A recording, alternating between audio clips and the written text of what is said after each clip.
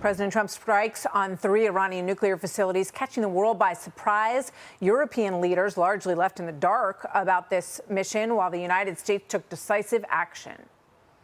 Did the Europeans help at all in talking with the Iranians? No, they didn't help. No. Iran doesn't want to speak to Europe. They want to speak to us. Europe is not going to be able to help in this one.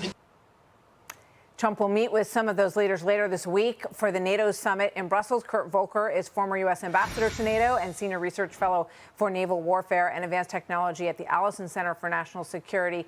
Kurt, welcome. Always good to have you with us. You know, the president essentially said on Friday, before all of this became known to everyone, you know, Europe failed in this mission and they haven't been any help at all.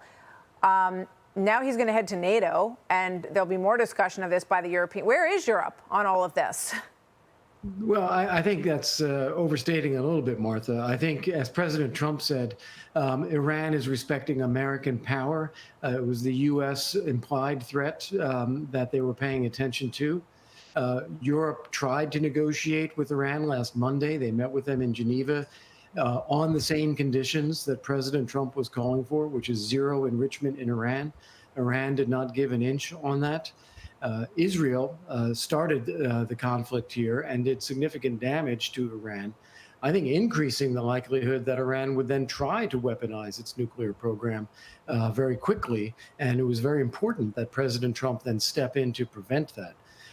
So I think they were supportive, but they do not have the capacity and the power that the U.S. does to make a decisive impact like this. Well, you know, there was a lot of discussion about this in various channels today, and some of it was, oh, you know, the United States is so isolated, that, you know, because their allies weren't part of this. But is that the way you see it? Not at all.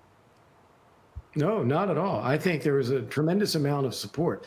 Unlike previous times when the U.S. has used military force and our Europeans were not in favor of that, such as the invasion of Iraq in 2003, this is one where they actually got behind President Trump's renewed call for zero enrichment. And they were also communicating that to the Iranians and saying, now is the time to cut a deal.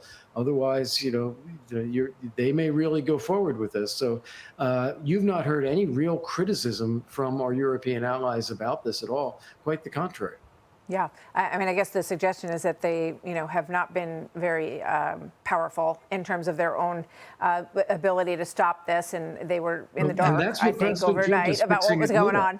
Yeah. Kurt Volker, that's what President Trump is fixing at NATO. This week, you're going to get an agreement at NATO for everybody to spend 5% of their GDP on defense.